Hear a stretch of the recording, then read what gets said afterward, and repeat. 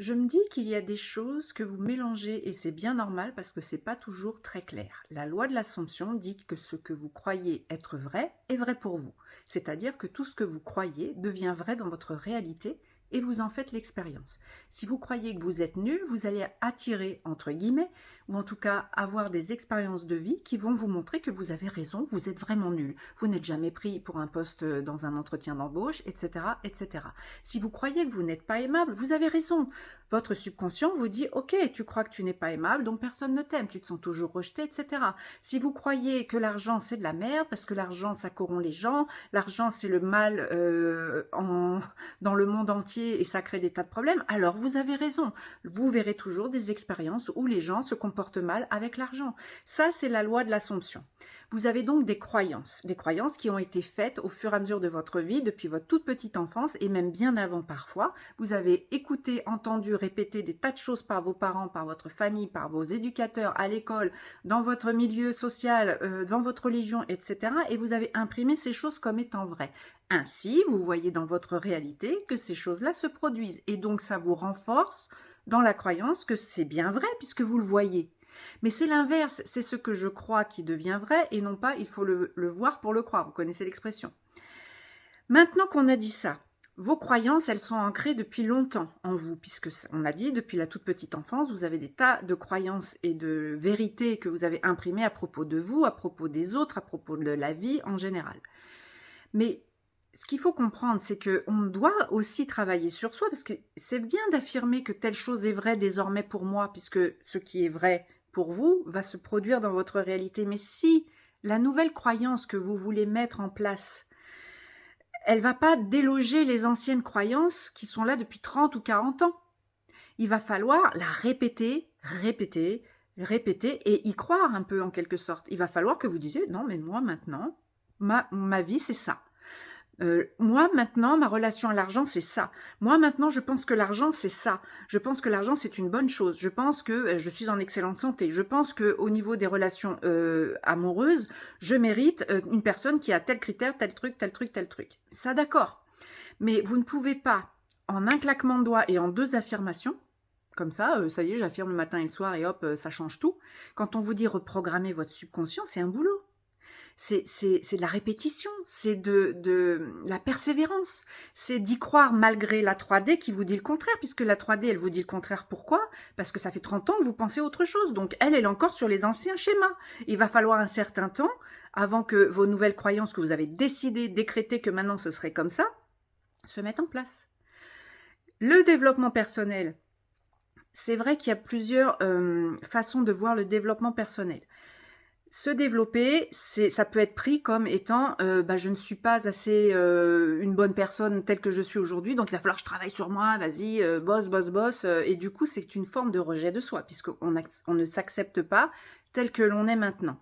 Mais moi, je le prends pas de cette manière-là. Je le prends dans le sens, justement, où j'ai des croyances, des conditionnements qui m'ont été imposés, entre guillemets, par ma famille, par la société dans laquelle j'évolue, et elles ne me conviennent pas parce qu'elles ne m'aident pas. Je vois que ma vie qui en découle de ces croyances ne me convient pas. Je suis toujours ric-rac pour tout, je n'ai pas forcément confiance en moi, je n'ai pas une bonne estime de moi, donc ça, je voudrais le changer. C'est ça le développement personnel pour moi, c'est ça travailler sur soi, c'est ça travailler sur ses blessures, c'est pas tant...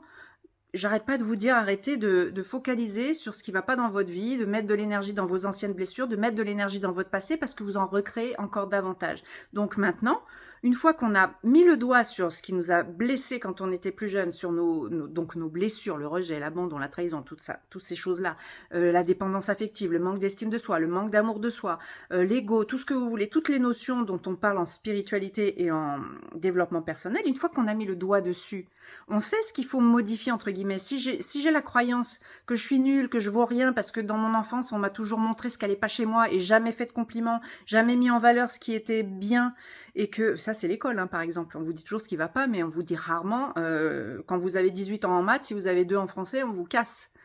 C'est très résumé mais vous voyez l'idée.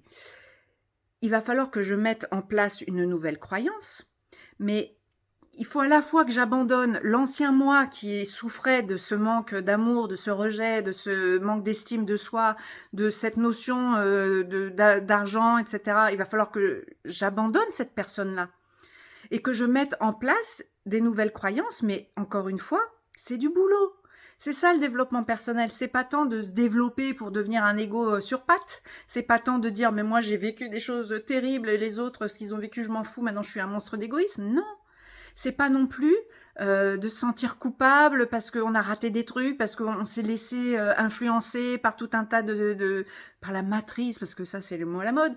Mais vous voyez, l'idée c'est arrêtez de vous flageller, arrêtez de ruminer le passé, décrétez ce que vous désirez maintenant et prenez en compte que ça va prendre du temps et que c'est un boulot de dire maintenant je m'occupe de moi, je pense à mes nouvelles croyances, celles que je veux mettre en place, j'abandonne les ruminations du passé, j'arrête de me dire mais ma mère, mon père, ma soeur, mes frères et mes sœurs, etc. J'ai souffert, c'est bon, j'ai mis le doigt dessus, je sais pourquoi. Maintenant stop. Maintenant ma vie de demain, je la crée maintenant. Ça va prendre du temps pour changer tout ça. Ça va prendre du temps pour changer mes croyances, mais ça vaut le coup. Alors maintenant, on y va, si on veut, ou alors on dit ok c'est trop dur, moi j'arrête, je préfère, voilà, j'ai la blessure d'abandon, bah, je vais vivre avec, j'ai la blessure de rejet, bah, je vais vivre avec, et puis tant pis, et puis je crois que l'argent c'est de la merde, donc l'argent ben viendra jamais à moi, mais c'est pas grave, je serai toujours, je sais pas moi, ric-rac, je serai toujours à découvert, bah tant pis, et j'accepte de vivre comme ça, parce que c'est trop difficile, vous pouvez aussi, vous avez tout à fait le droit, vous avez tous les droits, vous faites ce que vous voulez, vous avez la vie que vous voulez, mais si vous voulez en changer, ça demande de l'énergie, ça demande de la persévérance, ça demande de faire de l'introspection, ça demande de regarder nos blessures et de dire c'est bon maintenant je les ai vues, je vais affirmer le contraire, mais j'arrête aussi de me plaindre de ça. Et le développement personnel en règle générale, que ce soit les thérapies de n'importe quel n'importe quel type de thérapie, c'est jamais une partie de plaisir, faut bien vous le dire, parce que souvent on me dit oui mais t'expliques, par exemple, dans ma dernière vidéo sur le rejet, c'est difficile à entendre pour des gens qui ont été abusés, qu'ils sont un peu responsables, entre guillemets, parce qu'ils ont envoyé ça dans la vibration. Mais j'ai jamais dit que c'était de votre faute. J'ai dit que notre système de croyance, notre système éducatif, la manière dont on s'est construit, dont on a cru des choses à propos de nous, fait qu'on a une vibration globale. Quand je vous ai dit vous avez un gyrophare au-dessus de la tête qui dit « rejetez-moi », ça, c'est pas de votre faute. Mais aujourd'hui, vous l'avez, cette vibration. Il ne s'agit pas de vous rendre coupable. Ça, c'est bien évident. Mais qu'est-ce que vous croyez qu'une thérapie, c'est une partie de plaisir? Jamais. Les prises de conscience, ça fait mal à la gueule. Quand on s'aperçoit que ça fait 30 ans qu'on fonctionne sur un schéma erroné, que ça fait 30 ans qu'on s'auto-sabote parce qu'on a cru des choses qu'on nous a peut-être mis dans la tête, mais qu'on prend conscience que tout ça c'était faux, qu'on s'est bien fait avoir, entre guillemets, et qu'on a accepté de se faire avoir, mais prenez aussi votre responsabilité. Ce que vous avez vécu quand vous aviez 2, 3, 4, 10 ans, c'est pas de votre faute, mais aujourd'hui, quand vous avez 30 ans, 35 ans, 40 ans et même plus, vous pouvez changer les choses, vous pouvez décider d'en faire autre chose. Vous pouvez décider de rester dans ce schéma et de vous plaindre parce que vous n'avez pas reçu assez d'amour, parce qu'on ne vous a pas compris, parce que ceci, parce que cela. Vous pouvez tout à fait faire ça. Mais vous pouvez aussi décider que ça suffit. Ce qu'on a fait de vous quand vous étiez petit n'est pas de votre faute. Ce que vous avez subi n'est pas de votre faute, mais ce que vous en faites aujourd'hui, c'est votre responsabilité. C'est ça que j'essaie de vous dire. Vous êtes responsable de ce que vous faites, de ce qu'on a fait de vous. Vous êtes responsable de ce que vous décidez de faire désormais de votre passé. Vous êtes responsable de votre vie future qui se construit maintenant, aujourd'hui. Quand on a des prises de conscience en thérapie, c'est jamais pour le plaisir. On s'en prend plein la gueule. C'est à vous de décider. Alors, c'est aussi une croyance. On peut aussi se dire qu'on peut avoir des prises de conscience et qu'on est libéré. On est tellement heureux d'avoir ouvert les yeux, de se dire mais ouais, mais punaise, mais maintenant, mais je vais plus penser comme ça, mais c'est destructeur de fonctionner comme ça. Vous décidez de votre réalité. Sauf que quand vous ouvrez les yeux et que vous apercevez que ça fait 45 ans, je fais exprès de mettre des gros chiffres, que vous fonctionnez sur un modèle qui ne vous convient pas et qui vous a auto-détruit, ça fait mal. Acceptez. Une bonne fois pour toutes, la gifle. Une fois que vous avez bien pris la gifle, qu'est-ce que vous en faites? C'était la question du jour. Ciao, bonne manifestation.